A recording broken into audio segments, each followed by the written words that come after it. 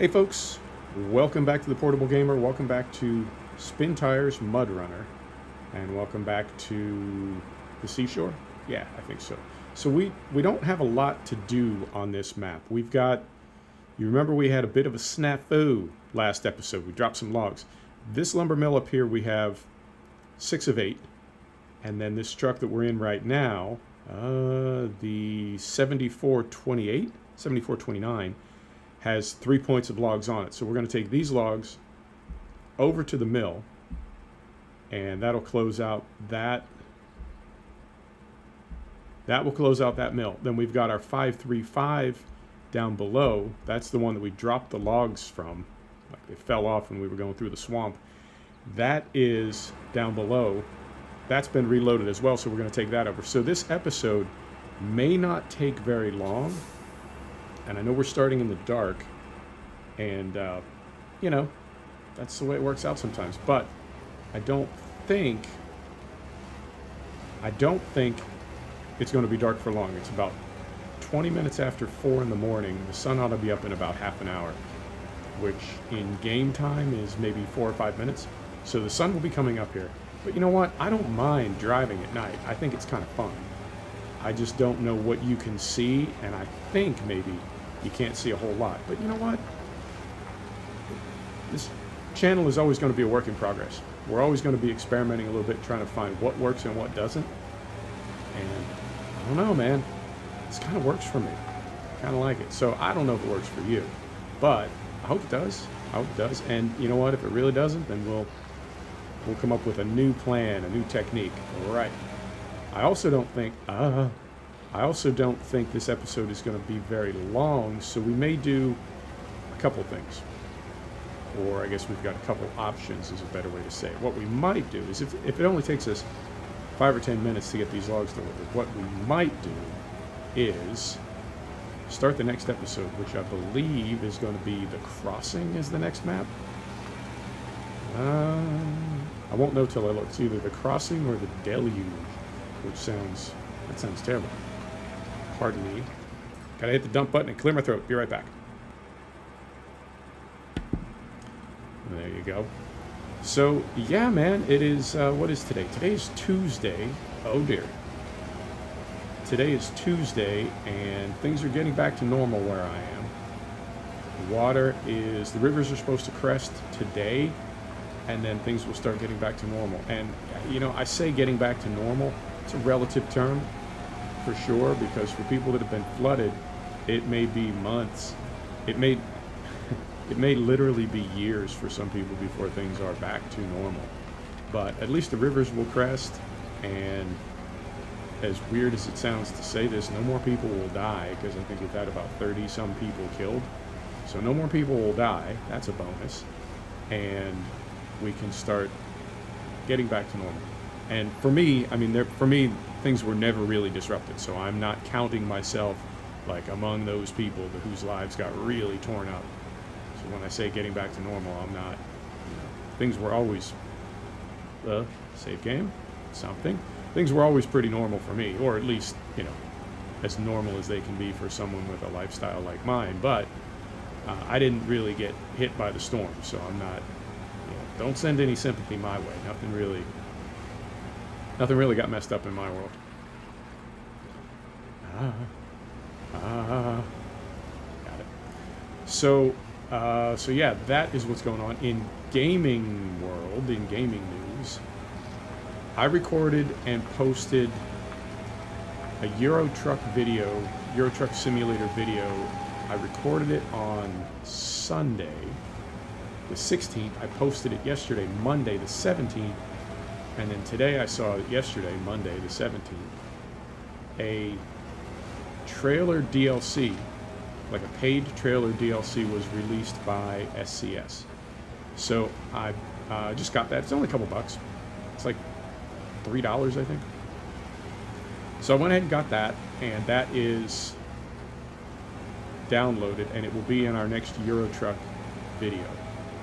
We'll buy one of those trailers. It's a Corona pack, and I believe there's a dry box and a reefer box and some other things. And I'm a capitalist. I'm into money. I like making money. And I think it's, it's sort of on all of us to be realistic about other people doing things that we would do. I think it's too easy to fall into the trap of sort of pointing the finger at other people for doing something that inconveniences us personally, and gloss over the fact that we would do exactly the same thing in exactly the same circumstances, or in some cases we would even do worse. So I saw that, and it's only a few bucks. And microtransactions, I mean, $3 isn't exactly a microtransaction, but the concept of microtransactions is, it's like those 99-cent games for your phone. Yeah, they may suck, but it's only 99 cents.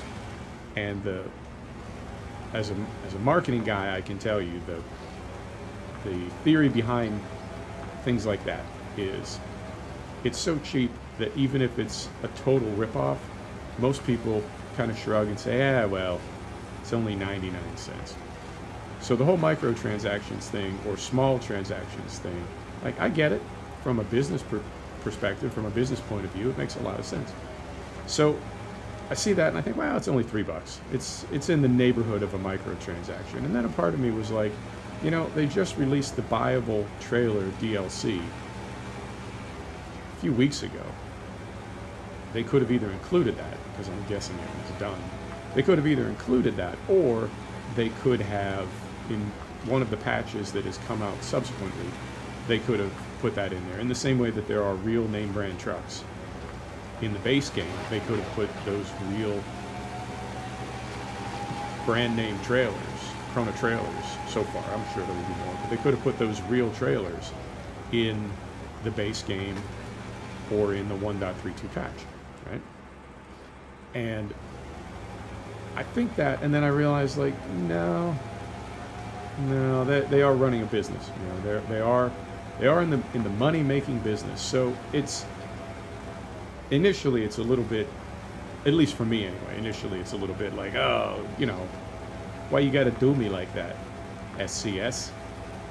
And you ask that question rhetorically, but if you're asking it, like, if you're actually asking it, why you got to do me like that? Well, because I'm in business. I'm trying to make money. So we're going to hop in our 535 now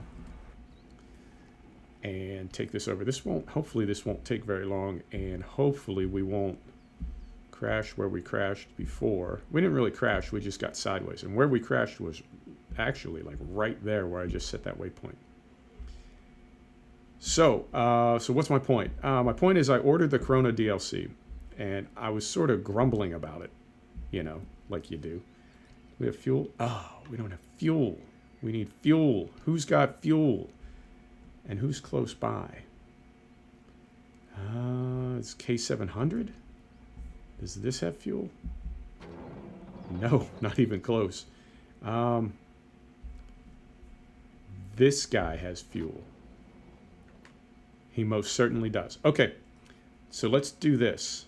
Let's take our 535 as far as we can, and then we'll hop in that 255, refuel, and be on our way.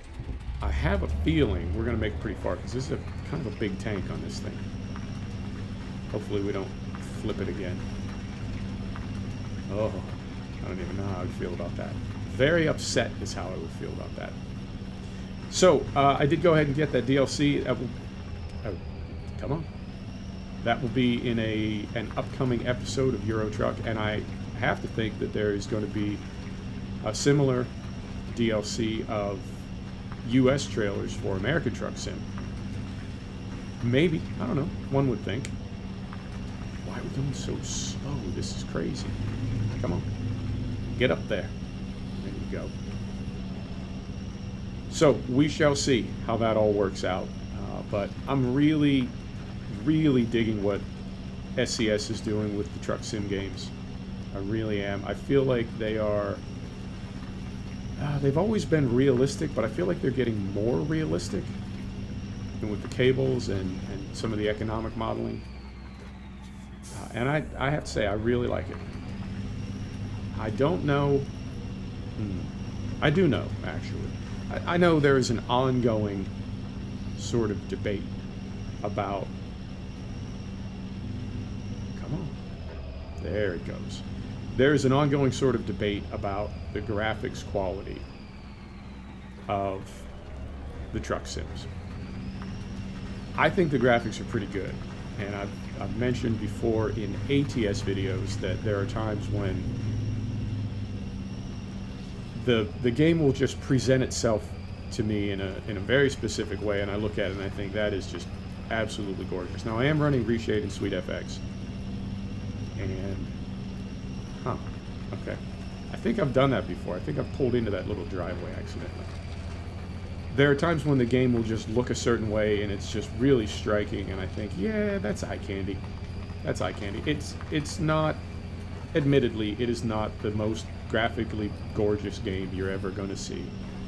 And maybe some of the AI traffic and some things are a little bit, you know, like it looks good when you're in the game, but then when you compare it to other things, it's like, that looks a little, you know, a little not amazing.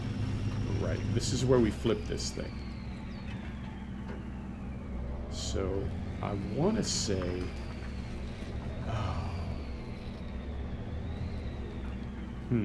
okay, moment please. I'm going to concentrate and then I'll come back to Truck Sim. I want to say it just like slumps off to the left. No. No.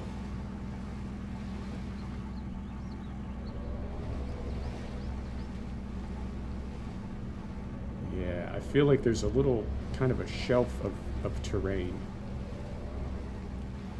And if you stay too far to the right, you kind of get yourself up at an angle, but if you go too far to the left, your left wheels fall into that little trench, and it kind of pitches you over. I think we got this.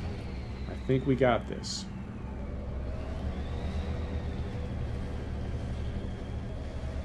Oh, no. Did I just do it again? I did. I'm going to back up before this gets any worse. Try to stay a little bit more to the right. I feel like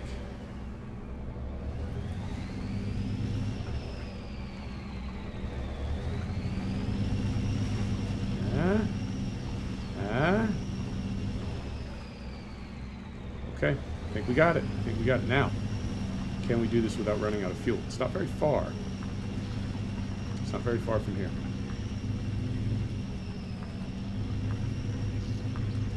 So I think what I'm getting at is they're doing so many really cool things with Euro Truck and American Truck. And the only thing that I could remotely say is frustrating to me about that game, other than the quality of the AI, like the actual driving quality of the AI, the only thing that I could even possibly suggest is frustrating for me is, no, we can get there this way.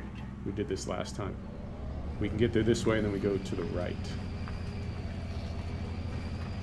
Would be the quality of the graphics engine and the quality of the physics engine. And I understand, like, for a game developer, that it's possible to have the entire game built around a specific engine, both graphically and physics. And it's not as simple as finding a better one. You know, it's possible that you may need to essentially recreate the entire game. And going back to business modeling, you know, and as far as how profitable you are, and I know people look at SCS and say, well, they went from like 8 employees to 80. They must be killing it. Well, 80 employees cost a lot of money. So the idea that hiring a lot of employees suddenly means that you're super profitable is not, you know, any business person will tell you that's not how business works.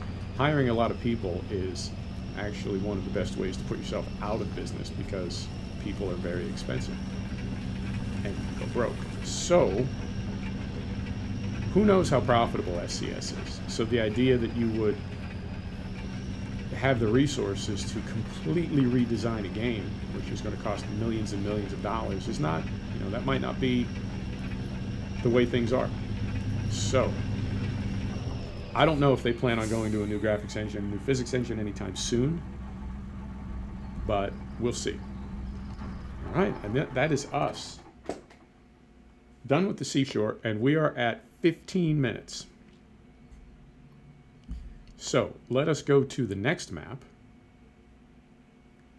Single player. I'm a single player. Let us go to the next map, which is, that is the crossing. Okay, and let's pick a couple trucks out. These are the new trucks that I got. I wanted to show you. One of them is this Polar. Very cool. And the other is, well, we only get 2 points to work with. That is awful. Well,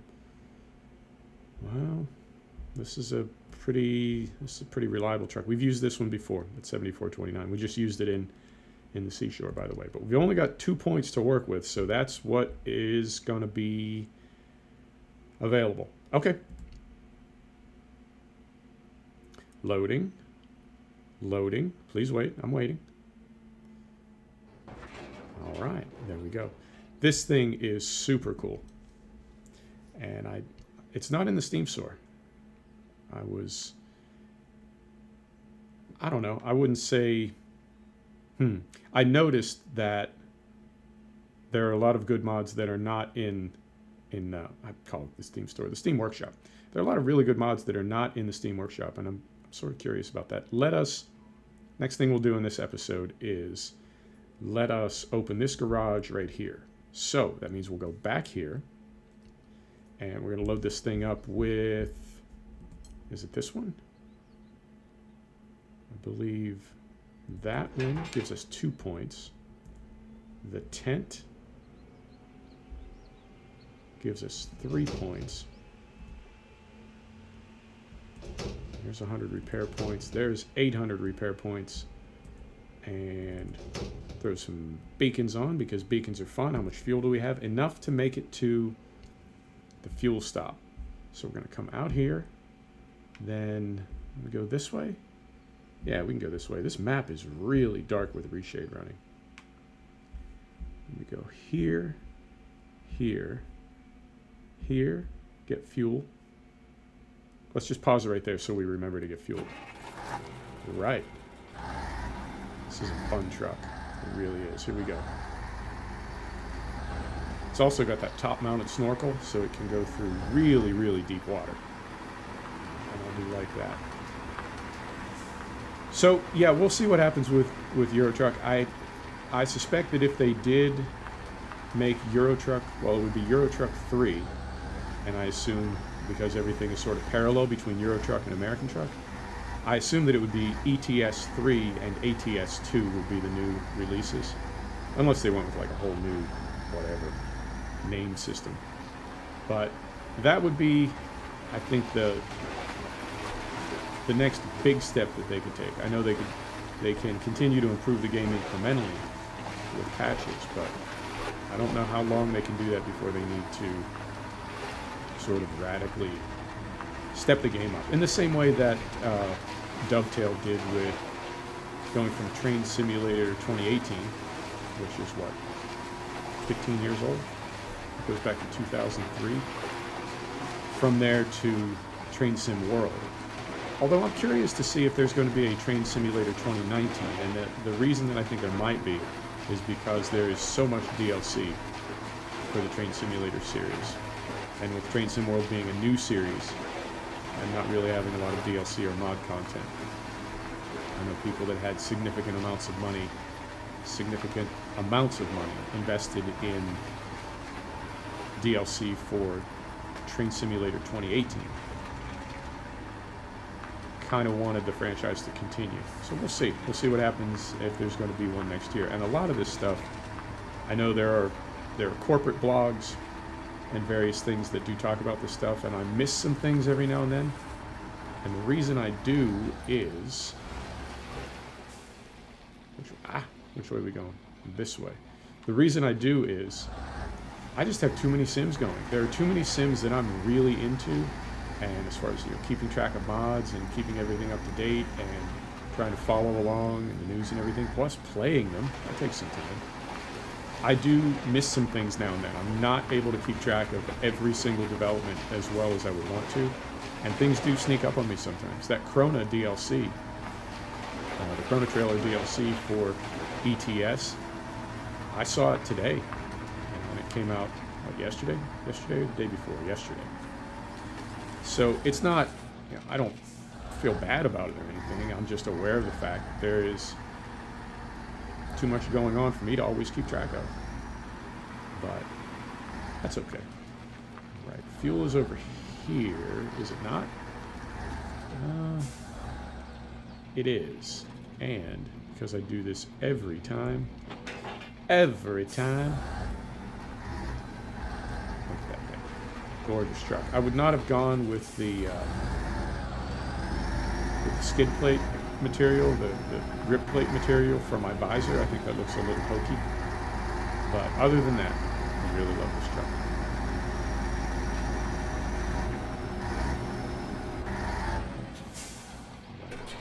And I think no add-ons with fuel capacity installed. Okay. I think this is going to be our rescue truck. And I think what's the other one? The 7429, I think is going to be our log hauler. Now, I didn't have enough points to bring it in on this map, but I did download another mod. This one is from the Steam Workshop, and you remember we had is it a 7310? Beautiful. We did have a 7310, and I thought, let's just go right through here, and I thought we would be able to get 8 points of logs in one trip, but unfortunately it was only 6. But I did get a mod from the Steam Workshop that does allow 8 points of logs in one trip.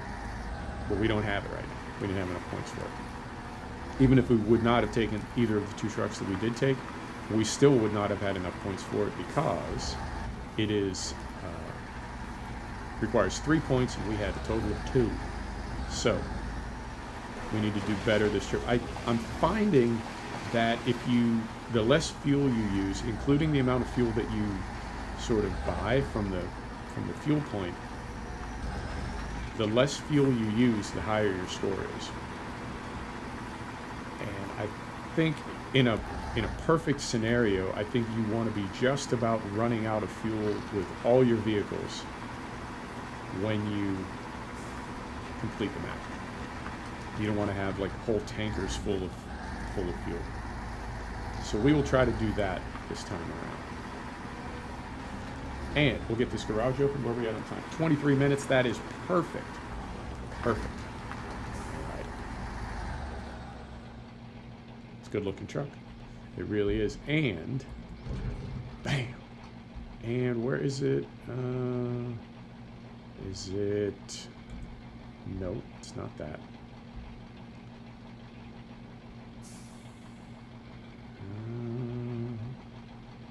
Oh, it's because of that thing. So we need to take this off. Is it this? Is it this? We need to take this off, and now we can get, not that, not that, not that, not that. There it is. Bam. So now this thing is our service vehicle, and I'm actually going to back it up for a thumbnail, and we'll call it an episode. Back it up so we don't have any of that stuff showing. Set the brake. Zoom out just a bit. There's the thumbnail. Folks, thanks for stopping back to check out The Portable Gamer. Thanks for joining us for another episode of Spintires Mudrunner, starting in the Seashore and ending in the Crossing. And we'll see you next time. Take care now.